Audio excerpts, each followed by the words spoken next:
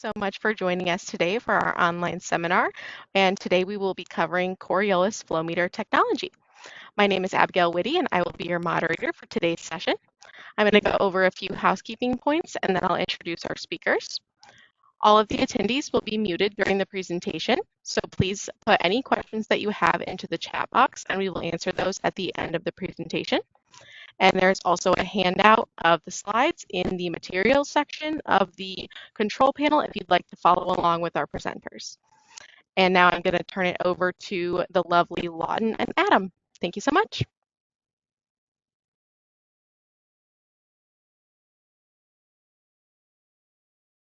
Hey, Lawton, can you put it in presentation mode, please? Of course. Yeah, so thank you everyone for joining. As Abigail mentioned, we're going to be covering the topic of recent innovations with Endress and Hauser Coriolis flow meter technology. So my name is Adam Booth. I'm a business development manager here for our flow products. And I am based out of our production facility here in Greenwood, Indiana, just a little south of Indianapolis. And here out of Greenwood, Indiana, we manufacture all 5 of our flow technologies. So Coriolis, electromagnetic, vortex, thermal, and ultrasonic. And then Lawton, do you want to introduce yourself? Yeah, absolutely. My name is Lawton Rushford. I'm the National Flow Product Marketing Manager here at Endress and Hauser USA. And I focus mainly on all of our flow technologies for the entire US. And Lawton, it's still not in presentation mode. Okay, sorry, having some technical difficulties here. Yeah, so while you're doing that, just to quickly go over the agenda that we're going to cover today. So we're going to first start with the timeline of innovation with Endress and Hauser, quickly go over our Coriolis portfolio. And then the main topic of today's webinar is going to be the recent innovations with our Coriolis. And then we'll go over the Heartbeat technology, which is our advanced diagnostics and monitoring suite. And then we'll have time for questions and answers.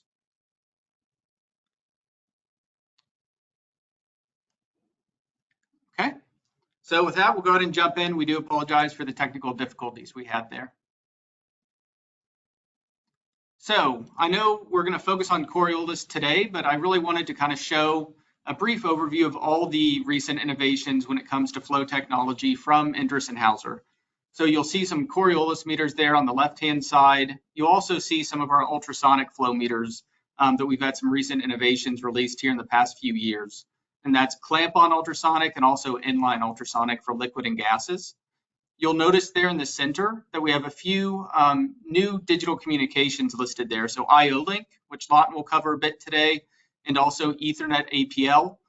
Those have been released now for a couple of years. I'm sure a lot of you have started to hear about Ethernet APL and IO-Link. So we're really excited to share some new details there. And then moving over to the right-hand side, some of those devices might look a little odd to some of you, but we will go into details. We have a new Coriolis specifically for the pharmaceutical and life sciences industry. And we also have some unique quality measurements as well. So not just flow, but looking at concentration and different things like that. So just wanted to show you all the recent innovations that Endress and Hauser has brought to the forefront here in the last few years. So let's take a look, at Coriolis specifically. So obviously we want to focus on the recent innovations, all the really cool technologies we've brought recently, but it's always nice to take a look at where we've come from. So in 1986 is when Endress and Hauser released its first Coriolis flow meter. And then just taking a look there at the recent innovations since then, in 1998, we released our single tube, the ProMass I. And that was the first and still only the Coriolis which can measure viscosity in addition to the other measurement points that come with Coriolis technology. Moving there in the center in 2005, we released our first DOSI mass, which we'll cover here later on, so I won't go too much into detail, but it's for fast filling OEM applications. 2011, we released our largest Coriolis, which is called the ProMass X, which you can see a picture of there. That goes all the way up to 16-inch inline size. And then in 2014 is when we first brought our advanced diagnostic suite to the market, which is called Heartbeat technology. So this slide can look a little daunting at first, but this is our entire Coriolis sensor portfolio. Now, if you wanted to take the time and count all those different sensors, you would count currently 17 Coriolis sensors that Endress and Hauser offers in our portfolio. Now, 17 different sensors, that might seem confusing, and you might be asking yourself, why would you have 17 different sensors? How would I know which one to pick? So if you take a look on the left-hand side, you'll actually see that we start at a line size of 1/24th of an inch, or 1 millimeter. And as I mentioned, we go all the way up to 16 inches. Now, line size obviously isn't the only thing that differentiates all these different sensor designs. It's really driven from the industry and the specific applications within those industries. So for example, some of our sensors are specifically for let's say food and beverage applications where hygienic approvals are required, certain process connections like tri-clamps. And then some of our sensors, like I mentioned, the DOSI mass or the CNG mass are for very specific OEM applications. So instead of trying to only offer a handful of sensors and have every sensor have a massive list of options to fulfill every requirement, we really like to be more industry and application driven. So you might see 17 different sensors, but really, if you're in one single industry or looking for a specific application, you might only be looking at a handful of these. So just wanted to give an overview of our entire Coriolis portfolio. Now, taking a look at the technology, I'm not going to spend a lot of time on how Coriolis actually takes a measurement, but pretty much all Coriolis meters on the market are going to measure mass flow directly, density directly, and temperature directly. The mass flow measurement is caused by the tubes themselves, whether single, dual, or quad tube design. Those are being vibrated. And as fluid passes through those tubes, it creates a twisting motion on the tubes themselves. And that is the Coriolis effect or the Coriolis force. And we have sensors at the inlet and the outlet of that sensor, which are measuring those forces. And then it's really, at the end of the day, a time measurement. So it's measuring the phase shift or the time difference between the inlet and the outlet, and that's directly proportional to the mass that's inside of those tubes. And taking a look at the density, every Coriolis sensor is going to have a resonance frequency. And the frequency or the movement of those tubes is going to change dependent on how dense of fluid is inside of the tubes. So the more dense a fluid, the lower that resonance frequency will be. And so by measuring that frequency, that is a direct measurement of the density. And then talking about all of our Coriolis sensors utilize two RTDs. So those are PT1000s. And one of them is measuring the fluid temperature, and the other is actually on the outside of the tubes themselves, measuring the casing temperature. And that is to help compensate for the expansion and contraction of the metal itself based on varying temperature of the fluid. So these are the three main direct measurements that come from a traditional Coriolis meter. Now, something new that we've released in the past handful of years has been our ProMass Q sensor, which you can see pictured there. And that also brought a new innovation called multi-frequency technology, or MFT. Now, we talked just about how a traditional Coriolis sensor operates, and that's going to be that first mode of operation. That's how we are measuring the raw mass flow and the density. But now with the second mode, so we're inducing it at an independent frequency that is separated from that first mode, and we're able to see how potential process challenges are affecting the first mode and the second mode. And by being able to analyze those differences and those effects, we're able to provide a corrected and compensated mass flow and density measurement. And this is unique to the ProMass Q. This is not just a software feature. This is not filtering. This is not just extra dampening on our signal. This is a true innovation at the sensor design level.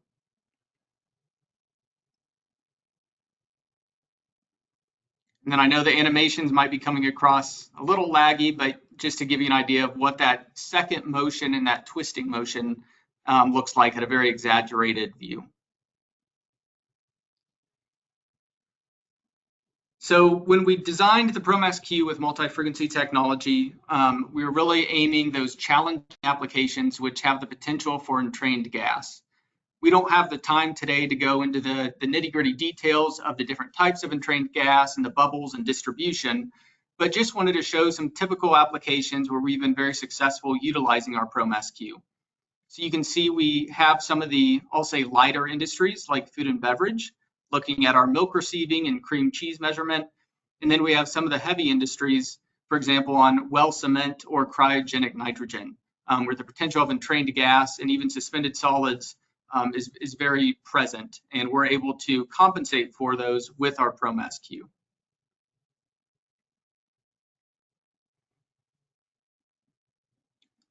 Now, a very recent unique innovation with our ProMass Q, along with multi-frequency technology, is our hydrocarbon viscosity monitoring package.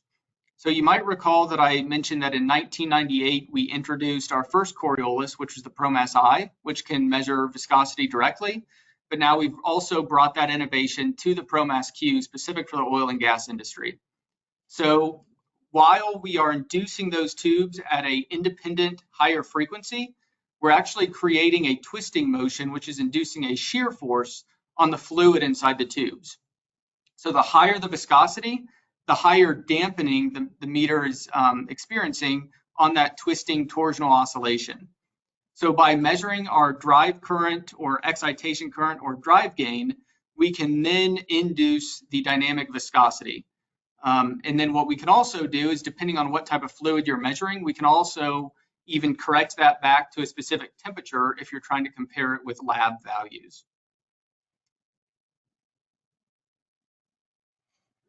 So this is just kind of a snapshot of some of the technical details around this package. It is an optional package on our ProMass Q. Our ProMass Q is also now available from 1 inch all the way to 10 inch in line size. And you can see the viscosity range is 0 to 3,000 centipoise. When we manufacture these meters at our factory, we also do a water verification to then create and calculate the viscosity coefficients, which are used for this measurement. The uncertainty is plus or minus 10%, and the repeatability is at 1%. So again, this gives you an additional insight into your process as an additional variable to the already numerous variables that are measured by our ProMass Q and the Coriolis flow meter.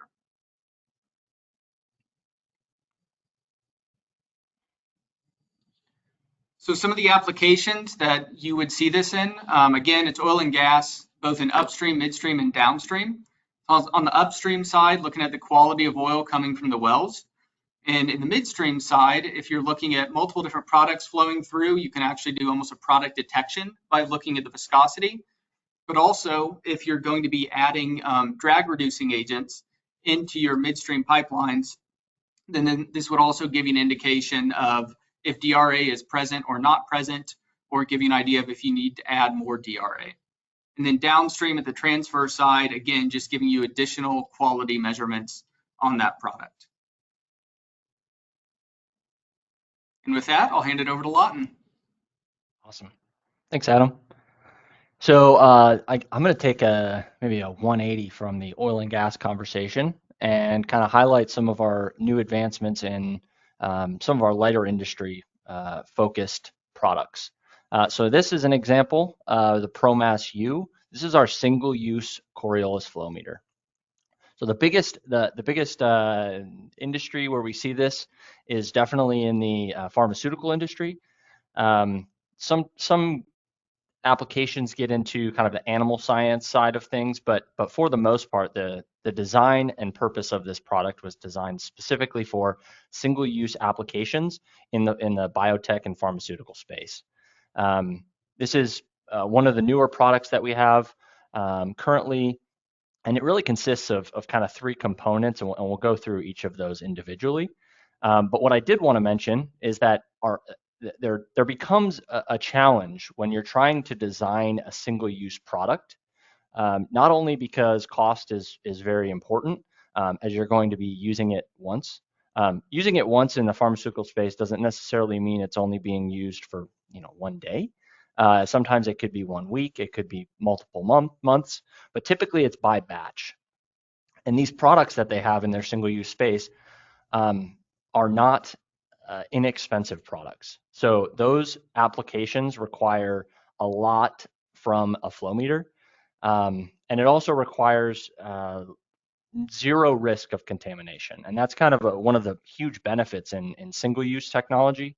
But that's also a challenge when it comes to maybe Endress and Hauser as a brand, as a robust product manufacturer, because how do we create a robust, reliable product while also making it usable for a single-use application?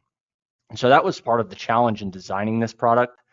Many of the applications where we've seen have seen a ton of success simply because the accuracy is unmatched on the market currently, and each flow tube that we have doesn't need to be calibrated in the field. So I did want to kind of highlight some of those challenges that come with single-use flow sensors and kind of how we've ideally, in an ideal world, tried to take all of those challenges and turn them into a product that fits in the market really, really well.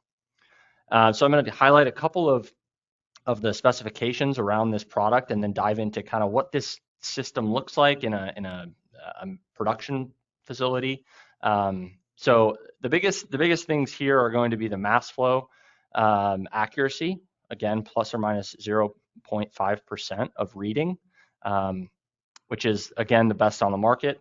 Looking at our flow range, we have 4 different options in flow tubes, and we'll talk about what those flow tubes look like here in a second. But the flow range is anything from 0.1 liters per minute all the way up to 75 liters per minute and even higher depending on the application. The wetted materials that we're looking at in this case is a flow splitter made of plastic or polycarbonate macrolon. And then the actual sensing element is the stainless steel tubes that we have. Now, again, you may be thinking single use. I'm not throwing away the stainless steel. Well, in this case, we designed it such that we can throw away that stainless steel, and we'll kind of walk through that here shortly. It has all of the CGMP pharmaceutical grade approvals and certifications that are required, and we also have a couple of different options for transmitters and installations. So an inside look. We typically look at our single-use product as kind of 3 components that are required for the applications. The first is the transmitter. That's where your outputs are going to be. That's where your all of your interface to the sensor itself is going to be. But then you're also going to have your base unit, which we would consider a permanent installation. And then the single-use flow tube is really the part that gets taken out, exchanged every batch. This flow tube consists of, as I mentioned, 2 separate materials. You have a polycarbonate macrolon flow splitter. That's the purple part that you see there. And then stainless steel is your actual flow tube. Now, one important thing that I wanted to highlight here is if you look at the base unit by itself is really where all of the smarts are, all the electronics. And as you can see from that cutaway, you can see our sensor electronics are in there. You also see a 2D barcode scanner, and that's really, really important in the function and use of this in pharmaceutical space. We also have a one-handed locking mechanism that allows the tube, once it's inserted into the base unit, to fully seal and lock in place so that the sensor and the base unit can interact in a really, really good way. So there's really 2 ways in which our flow tube and our base unit interact. The first is with a camera. So there is a 2D camera built for QR codes and scanning QR codes inside the base unit, kind of away from the process. So you're not actually interacting with a camera with any product. Only the product is touching the sensor. Inside that base unit, you have your inlet and outlet pickup coils, your drive coils that are all magnetically interacting with the sensor. So really there's 2 components that are 2 ways in which we're interacting with the sensor, and that's a camera to detect the QR code that you see in the center of that Coriolis flow tube. And that has all of the calibration information, that has your serial number, that also carries the direction in which the flow is expecting to see. And then every other way that we're interacting with the sensor is by magnetics. We're picking up inlet and outlet pickup coils, all magnetically. And that's really important from the factory calibration that we do with every single one of these flow tubes, is that calibration factor is recorded and saved in that QR code from the factory, so that when it's in the field, or when there's a lot of hands that could take control of kind of this sensor, the cleaning and the tube assemblies, the installation on site, all of those things require interaction with the sensor. And so this is an easy way to not only have a fully automated data trail to understand that my sensor is exactly how it was when it left the factory all the way and up until production, but also it gives a little bit more insight into the factory fingerprint of that sensor. So over time, I can understand exactly what's happening to the sensor, and I can use that as a monitoring item, or a maintenance item as well. So really important. Kind of completes the entire audit trail from factory calibration all the way ready to production for CGMP operations, and you even get a PDF printout if needed for that. And we'll talk a little bit more about heartbeat towards the end of this session as well. So I do want to kind of transition a little bit from our single-use tubes and design of our Coriolis sensor to the ProMass K, which is one of our also newer sensors with our 10 series transmitter. So this 10 series transmitter and our K sensor together are the first Coriolis flow meter on the market to offer IO-Link. And you may be thinking, well, what is IO-Link? How can I use IO-Link? I already use Ethernet IP. Where does this fit in my systems? That's exactly what I kind of want to dive into. So we'll start talking on a high level about different ways in which we interact with our devices.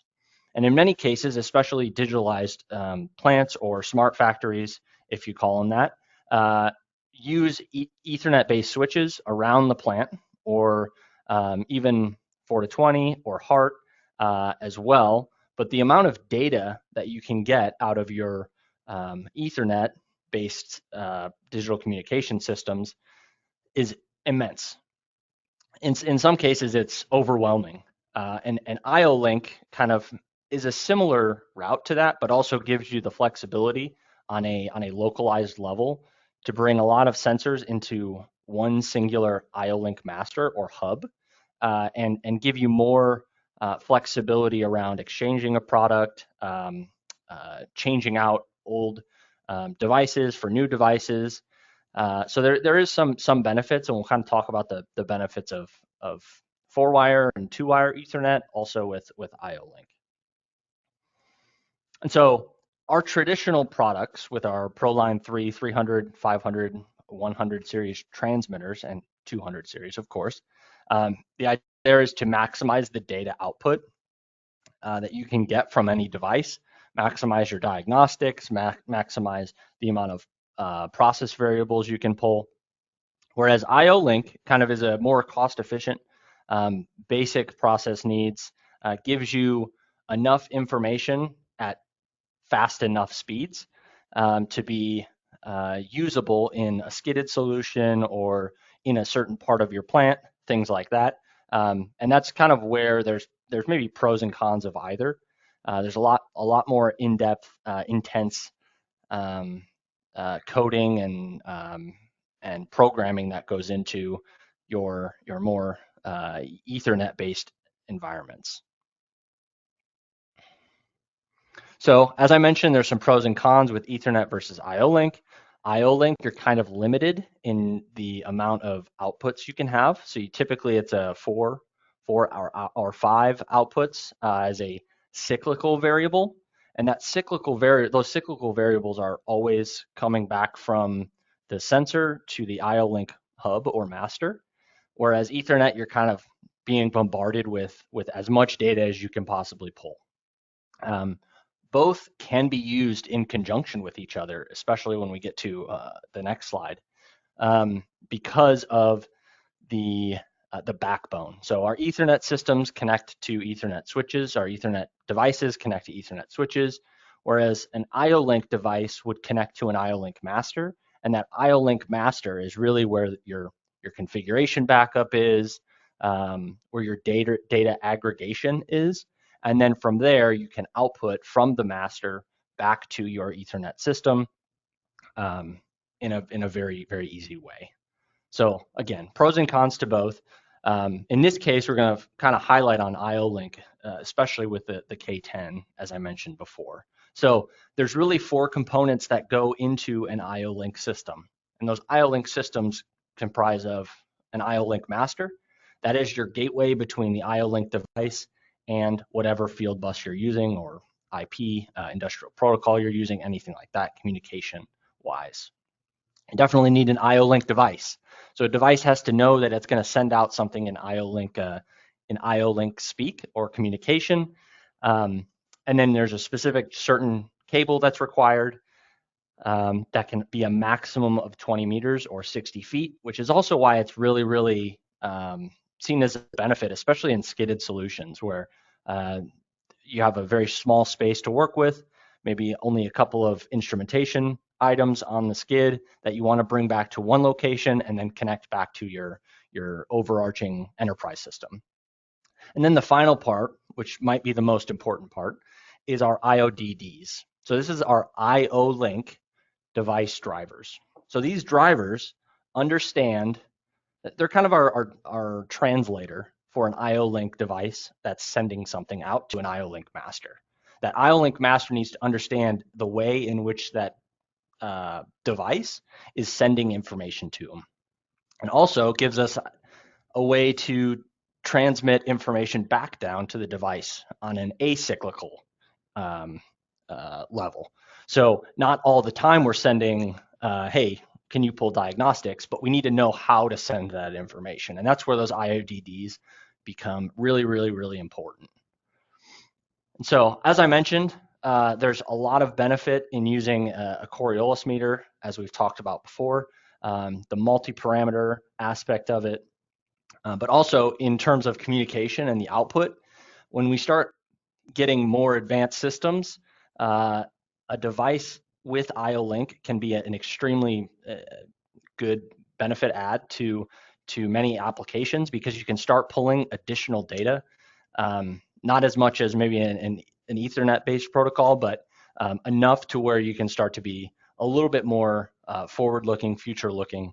And again, we kind of mentioned the heartbeat as well. This is important because you can also pull that information from IO-Link and through IO-Link, and then on a deeper level, understanding parameterization, setting up the device, configuring the device all through your IO-Link master becomes that much easier.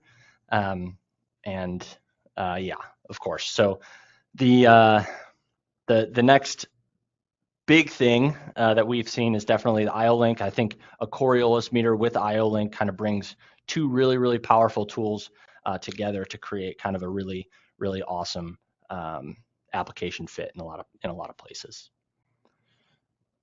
So that kind of helps transition me as well to our next product that I want to highlight today, which Adam kind of brought up in the first part of our presentations.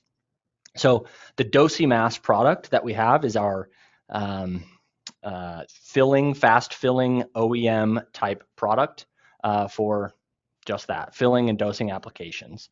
And in many cases, the accuracy, speed that we need to output out of these devices is much, much faster than what we can do with current current transmitters. There's a lot of extra, say, fluff that comes into those other transmitters that require or allow us to get more data, get more information. But in a lot of these applications, the goal of this flow meter is to tell me when I filled this can of Coke, or when I filled my coffee mug up to the certain level, right? So if we think about it like that, there's a lot less information that we want to be able to get, and a lot faster communication that we want to send to either our PLC or direct to a valve to open and close.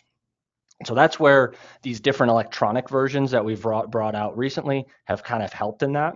So historically, our pulse frequency status output is typically the way that most OEMs for filling have been operating. And one of the advancements we've tried to make is, why wouldn't we look at putting an IO-Link output potential out of this device as well? And really the challenge came into, how fast can we output an IO-Link signal?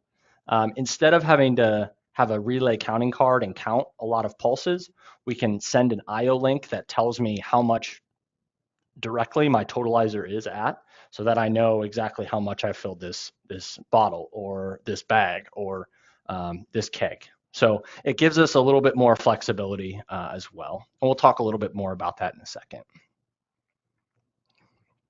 So the Dosimass is a compact device, high reliability and longevity. There is very minimal cost of ownership, very minimal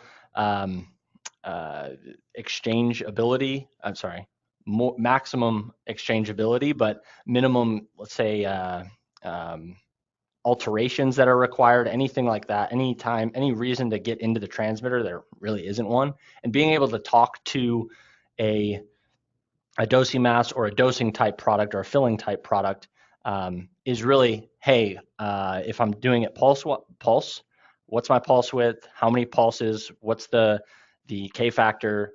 And then we're up and running. Or if you're looking at something like an IO-Link device, you can look at more things. You can look at some more things, but really in terms of your setup and cost of installation, there's not much that we would require of that. All of our Dosimass have temperature measurements as well, and we also just released a new larger line size Dosimass, which is a 1.5 inch. So in many applications where we're filling kegs, where we're filling bag and boxes, or wine in a box, or something like that, coffee in a box, all of that stuff is important applications that we really see the Dosimass as a really good example, and an application fit there. So again, I kind of mentioned why IO-Link was so appealing in the first place. Many of these OEM fillers, these rotary fillers or linear fillers, a lot of these applications are very, very small in terms of footprint. So using something like a Coriolis meter, which requires minimal in operation and minimum in maintenance, why wouldn't we do that same thing with our output? And so the IO-Link is a fast parameterization. You're reading an instantaneous flow rate or an instantaneous totalized flow, so you can accurately tell a valve to open or close. Similarly, on the maintenance side, a lot of IO-Link's benefits come from the master storing a lot of the configuration information and the configuration data. And so when I exchange a Dosimass for a Dosimass, my IO-Link master already has all of my parameterization, all of that saved in the master. So once I hook up that new device, I'm up and running a lot faster, less downtime, more throughput. All of that kind of helps increase the reliability and availability of this Dosimass.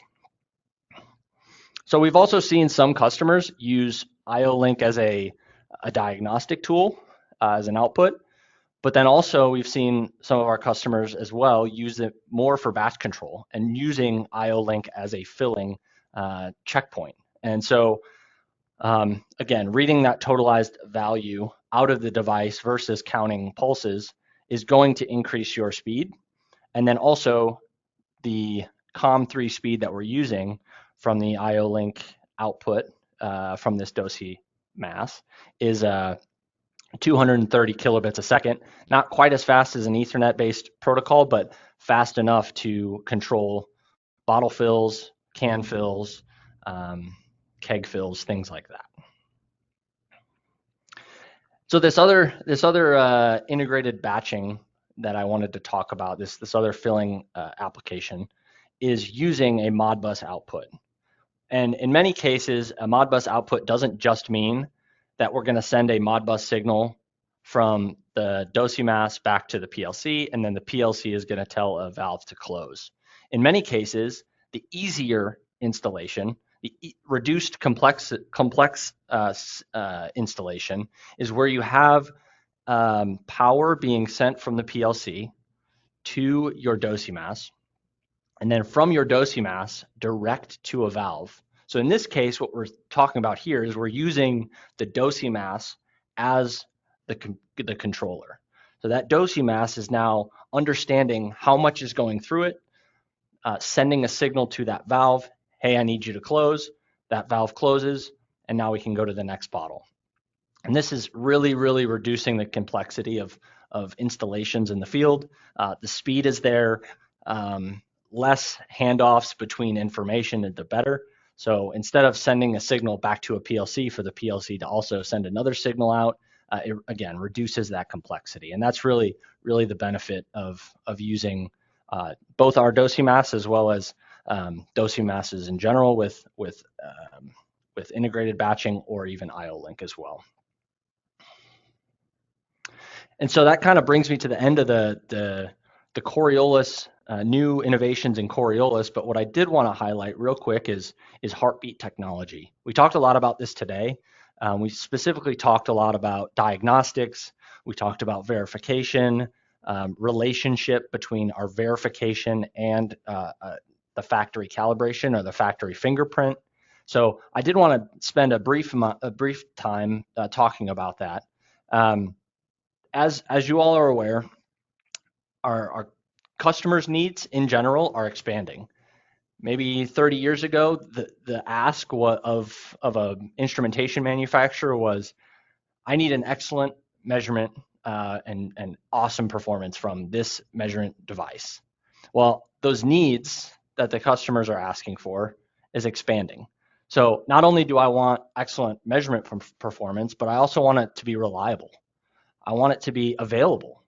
I want to maximize my uptime. I want to decrease the amount of downtime I have in my plant. And I also want it to be easy to use. We have a lot of new people in the instrumentation industry that may not have a ton of experience, or we have a lot of seasoned vets who will be retiring soon. So there's a lot of need for easy operations, easy to use devices.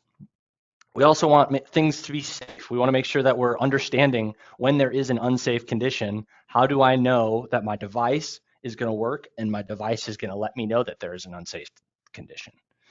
Predictive. We want to tell me about problems that could be in the future, but problems that aren't clear right now. So how can I look over time and be a little bit more predictive and understanding a lot of my maintenance items and actions? And then lastly, connected. So as we move towards this IIoT digitalization space, smart factories, things like that, we want our devices to be able to grow with us and not hold us back. And that's where I think heartbeat technology kind of provides the optimal balance for all of these. We want to be reliable. We want to be available. We want to be safe. We want to be predictive. We want to be able to understand information about our process before we have a process upset. So I think that that's where heartbeat kind of addresses a lot of those needs. And we group our heartbeat technology into three kind of baskets. So diagnostics is kind of in situ health status of my device. How do I know that my device is working, and what's the reliability of the measurement that I'm getting out of the device at any one moment? That's kind of the basis. That's the backbone of kind of all of our technologies, all of our flow meter technologies, not just Coriolis, but in this case today, we're going to kind of put an emphasis on the Coriolis side. In the middle, you see verification. Verification is kind of our It's taking the diagnostic messages and the diagnostic values and creating a snapshot for one period in time, saying at this one moment, we are seeing this level of confidence in our device. And that device is put into a pass or fail uh, segment. And what it also tells me is what is going on in the device, what values am I reading out of the device, not just our typical process values, but also individual test points within our device as well. And a lot of that is based on experience, but also in terms of kind of tolerances in range of functionality of every single component that is in our devices. And then lastly, monitoring is looking more predictive, preventative, in the future type actions, trending things over time, looking at foam detection in a FMR20, looking at HBSI, which is something we'll talk about in a second on our Coriolis meters. It gives us that long-term monitoring values, long-term monitoring trended values over time. So this diagnostic coverage, as well as our heartbeat verification, as well as our monitoring, all of those things kind of are based around this diagnostic coverage. And the diagnostic coverage kind of starts at the point of, can we perform a loop back test? So how much milliamp signal am I sending out of my 4 to 20? How much am I receiving from my 4 to 20? And that helps give us status on the health of our I/O module. We also do internal checks in our ISEM or our sensor electronics. We also look into the pickup coils inside of our sensor, our coil symmetry. If we have multiple modes in which we're oscillating at, we can look at each of them individually and together. And then finally, our heartbeat sensor integrity, or HBSI value, gives us integrity, the integrity and the health of our entire exciter system inside the sensor. And that's where kind of I'm going to hand it back over to Adam to help kind of finish this out and talk a little bit more about how HBSI can be used as not only a diagnostic value, but a process value that we can use in a lot of our applications. All right, thank you, Lawton. So if you haven't learned by now, we at Endress and Hauser do love our acronyms. So we talked about MFT, now we're talking about HBSI. But it is the true most valuable monitoring function that comes from the heartbeat technology diagnostic suite. And it's not just on our Coriolis meters, we also have it on our electromagnetic flow meters as well. So if you remember at the beginning of this, we talked a little bit about how we directly measure mass flow and density. That's all based on the resonance frequency. That's the measuring tubes with the contained process fluid inside of them. And then if you hit the next one here, Lawton, it'll show a graph here. And our HBSI parameter is determined by two things. So we actually utilize, in conjunction with the direct measurements, we utilize a fixed excitation current, and then we can then measure what the tube oscillation is at that HBSI frequency. And then the resulting oscillation amplitude, which is the actual mechanical movement of those tubes themselves, is then evaluated. And you'll see that'll give us a HBSI value in terms of percentage. So the main benefits of the HBSI value as opposed to other diagnostic test points is that it is independent from process conditions, and it's also independent from changes in the viscosity of the fluid. So when you start to see a change in HBSI, you know that there's something happening to the mechanical integrity of that sensor, whether it's buildup, corrosion, or abrasion, and it's not just, let's say, suspended solids going through the meter or air bubbles. So that's the true value of this parameter. And so when you buy a new Coriolis from Endress and Hauser, the HBSI value starts at 0% at reference conditions. So that's what it is when we manufacture and calibrate it in our factory. And as soon as you install it in a new application, it will be 0%. And so by inducing it at this frequency with the set current, None of the sensor components are adversely affected. There's no wear on the sensor. There's no effect on the measurement itself. And the HPSI value is remaining at a low, stable level when first installed. Now, when you have something like corrosion or abrasion, for example, the measuring tube wall thickness will eventually deteriorate over time. Maybe the elasticity of the tubes could potentially change over time. And this is going to have both an effect on our resonance frequency and the frequency at the HPSI current that we talked about. So when you look at the resonance frequency and the stiffness, this would potentially impact your density and mass flow measurement. Now, when you take a look at the frequency at the HPSI current, this actually is changing the integrity of the sensor, and you'll see an increase or decrease in that HPSI value.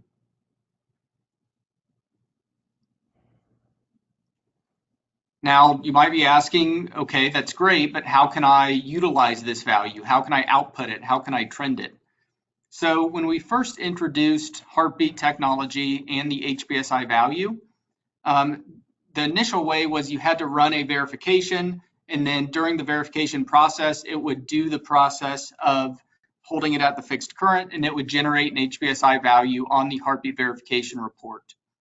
And then after that, we were able to utilize a continuous mode for the HPSI value on all of our Coriolis sensors.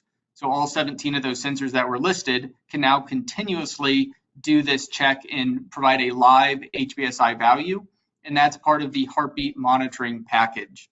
And then if you go to the next slide, you'll kind of see what this looks like in practice. So on the left-hand side, it might be a little small, but the majority of our Coriolis flow meters along with transmitters have an onboard web server, which can be accessed via an RJ45 port in the electronics. It can be accessed either over wireless LAN or via software or PLC.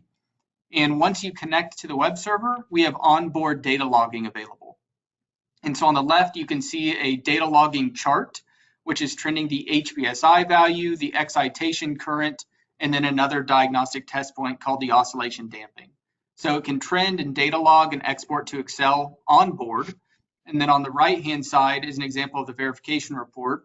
And if you go one more slide here, Lawton, you'll see where that HPSI value is called out. So this was a simulated device, so obviously the deviation is 0 because it's perfect. But over time, if you run these verifications, then you might see a trend or shift, which would give you an indication that something is potentially happening to the integrity of that sensor.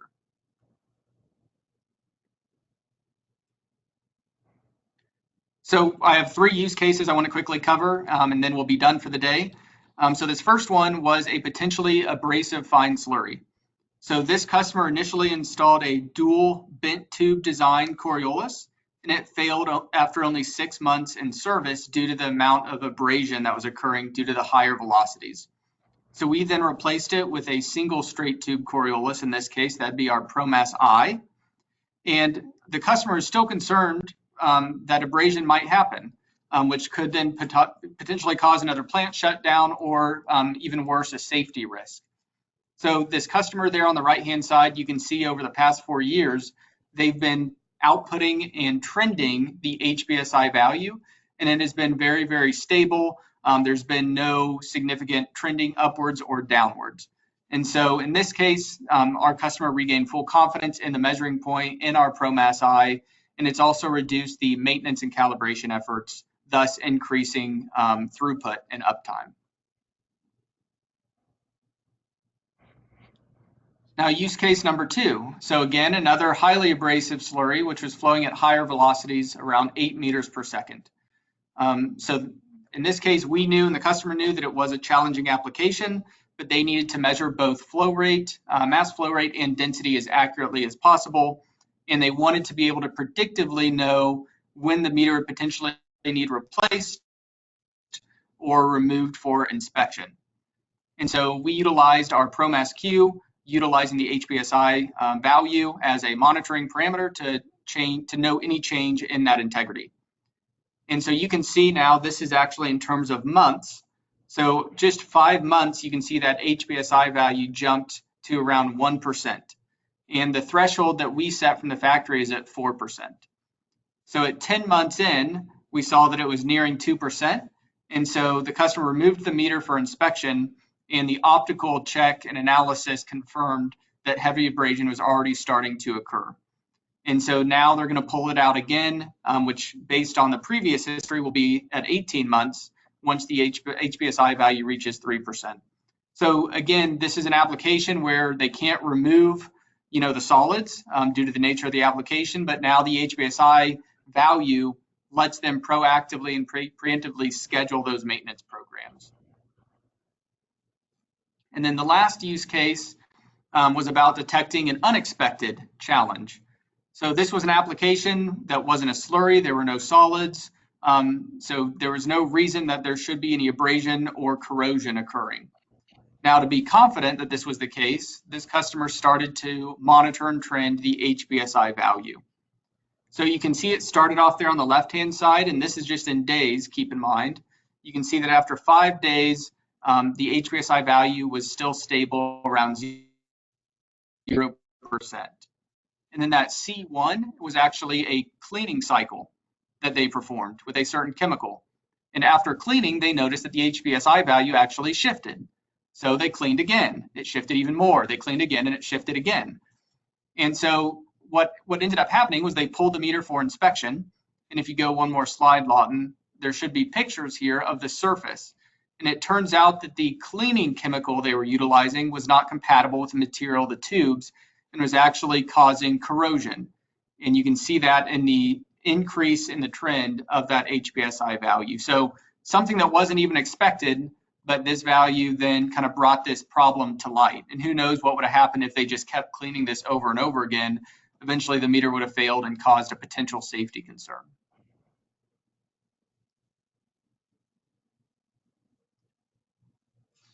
So that leads us to the end of the webinar. So first, Lawton and I want to thank you all for joining. I hope you all were able to grab something, grab a nugget of information. And now I guess, Abigail, do we have any questions? Yes, thank you so much, Adam and Lawton. So I'm going to read the questions from the chat. So again, if you have anything that you'd like to ask, just please place those in the chat right now. So our first question is, can dosimass be used in high-speed filling lines with non-Newtonian fluids? Adam, do you want me to take that? I guess I can take that. Yeah, so we have a lot of applications with various different fluids using the dosimass. I think we'd really want to look specifically at the application, especially when you get into non-Newtonian fluids where the fluid itself can actually stiffen up as it's being pushed. Like there's plenty of examples of that, but in a lot of applications, shear thinning fluids are used a lot. In a lot of those applications, we've seen a lot of success. There gets into a challenge when you're trying to push a fluid through a flow meter and that flow meter kind of necks down into smaller tubes. There's an additional layer of a challenge, but I'd be happy to look directly at that application to see how it would work and see viability. Thank you so much. And it looks like we have one more question. How does IO-Link integration impact an existing PLC infrastructure? Yes, yeah. So IO-Link is, the way I think about IO-Link is it's a connector between an IO-Link device and your native PLC communication that you have. So the amount of challenge that you have is relatively minimal. The biggest thing there is going to be obviously IODDs. We talked about that a lot with the master understanding what the sensor is sending to it. But also there's an EDS file or a generic file that would be required at the PLC level to be able to interact with that master. So most manufacturers of IO-Link masters and of PLCs have kind of come together on the same ground, saying there is a benefit to having both. And so a lot of those are already available for many of the masters and instrumentation that's out there in the field currently. So definitely we have some of those files as well that we can share whenever you need it. But in terms of the overall interaction and overall challenge with interacting between IO-Link device and a native PLC system, there's countless examples of the ease of that.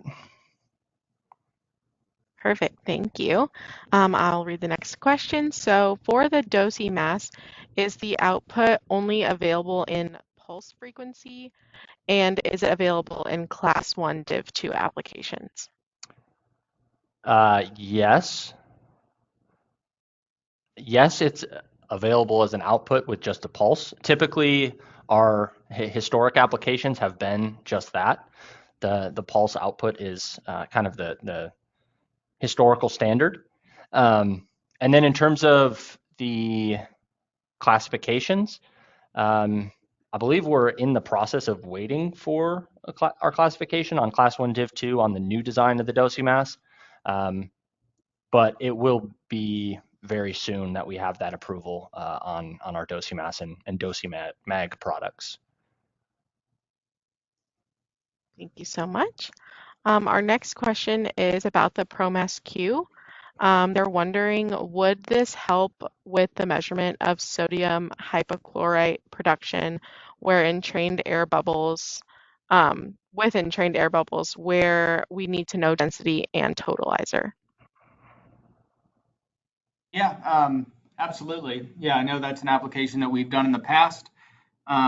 So yeah, essentially, if you have a challenging application with entrained gas, we can't just make a blanket statement and say the ProMass Q is the answer to everything, because if you do get into, let's say, true two-phase flow or slug flow, that's going to have an effect on any Coriolis. So again, that's something that we would be more than happy to evaluate with you and help understand the application more.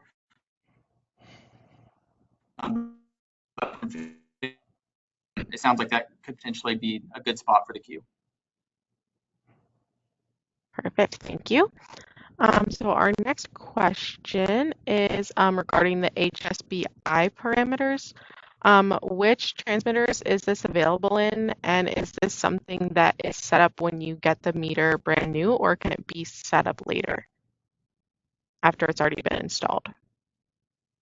Yeah, so that's a really good question. It is available on all of our transmitters, starting at that 10 transmitter that was on the ProMass K, and then looking at our 100 transmitters, and then our 300 and 500 transmitters. So blanket statement is yes, it is available.